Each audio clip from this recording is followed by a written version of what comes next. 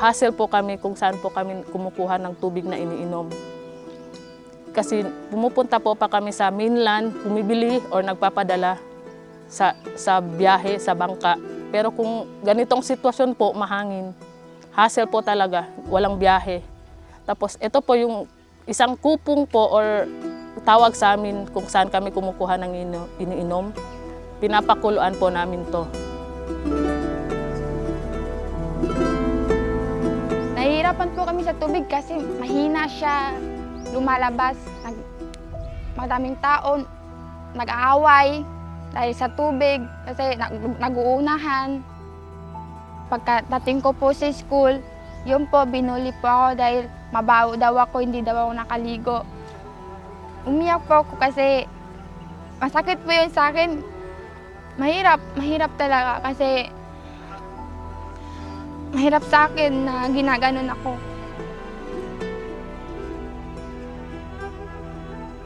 Eka kami iya pier buhay kami pagaduan kami. Agganti kami pito, magline, magganti-ganti. Minsan pe tegangan, minsan nauubusan kami ng tubig. Ang hirap. Mahirap talaga kasi yung tubig elew-elew ili kalagihan namin. Kailangan namin talaga yung tubig.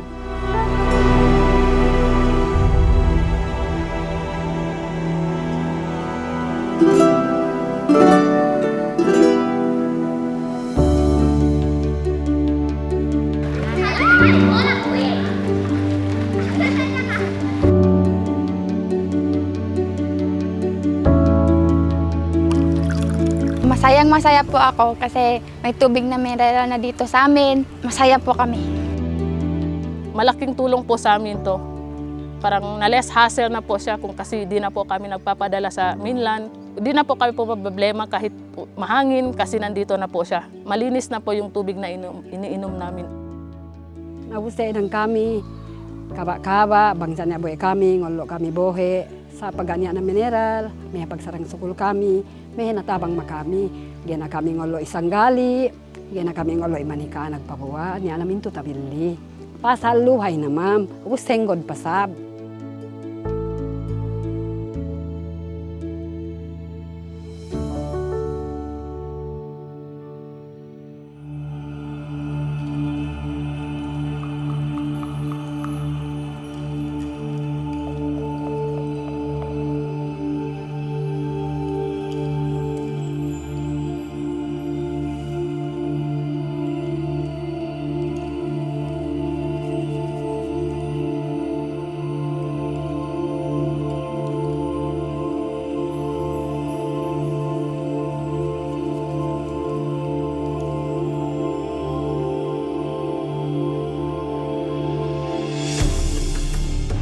Ang sitwasyon namin noon, meron kaming maliit na tangke ng tubig. Ang komunidad noon is meron kaming portable faucet doon na doon sila nag-iigib.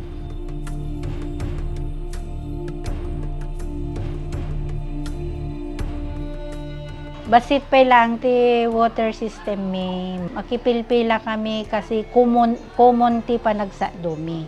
No kasjay nga awan ti masadumi iti rabii. Awan ti pagdigos dagiti ubing mi nga panagiskwela ijay mudeng. Darigat amang pasaray maladaw ti ubing nga mapan agiskwela tadayjay nga ruddan no hangka nga makaurnong ti rabii. Maladaw da nga mapanag-eskwela. Makasakdo kami. Halos agmalmalam nagtagsasakdo. Si mangpot nga rito nga water system mitata, ado ti imimproba na ta. Maliban idi pinagpuypuyat min, ada individual tatan nga mapan iti kabalayan mi.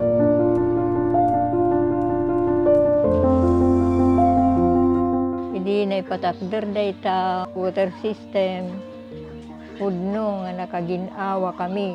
Hanla nga siya. Pati amin dagitoy anak kun akada apo kun handan nga mabanugon nga kuan nga mapanen agsadon. Pero ngayon, napintason ti adda nga water system min. Kapo iti naited iti ahensya yo, nga nang padakkel kaday ti water system mi. So nga dakkel daytoy may tulong na talaga ta imbis nga idi awanen tatta makamula kami ti mabalimi ngay mula iti Karuba kin another nga barbarangay iso nga dakkel abanag dayta nga manaypay dayta nga danom. Pangangalagaan namin ito kasi itong magbibigay sa amin ng kaginhawaan, hindi kami maghihirap sa tubig. Kung wala ito, hirap na hirap kami.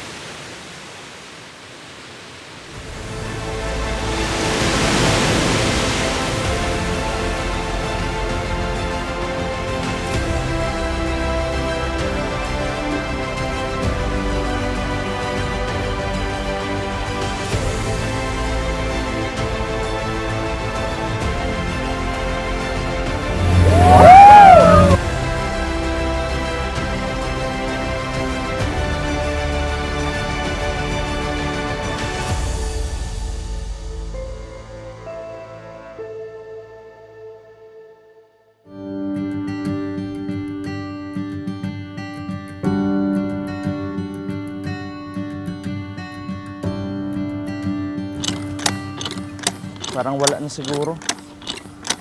Hindi na tayo makakuha ng tubig.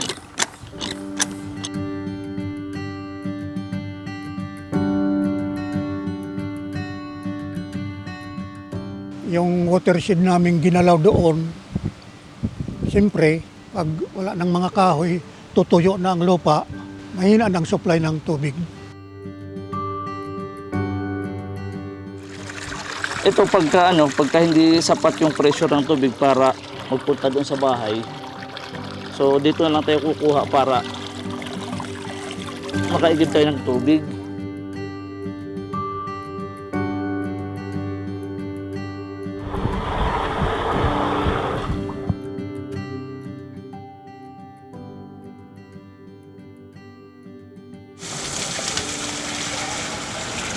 Dito kami kumukuha ng tubig namin.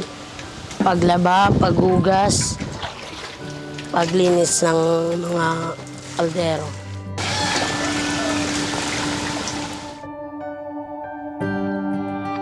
Gumawa kami ng sarili namin sa tangke yung sa di kuryente kasi dahil nga sa kakulangan ng tubig. So, ang binabayaran namin yan is 2,000 pesos for period lang ng 8 hours. So imagine yan kung 24 hours yan, napakalaking bagay, financially, mababawasan ang problema namin sa pagbabayad sa kuryente.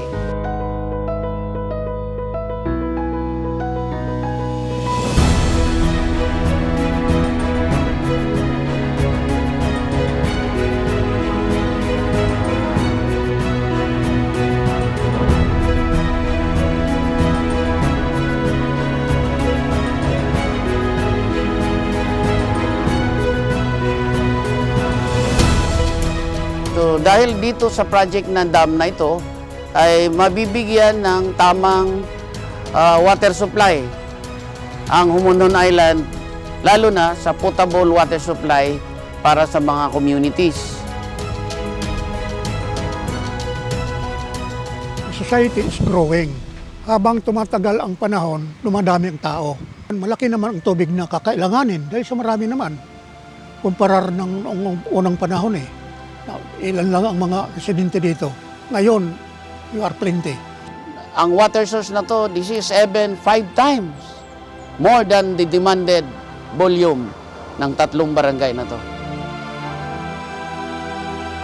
Beyond my expectation na magkakaroon ng minidam na dito sa aming barangay.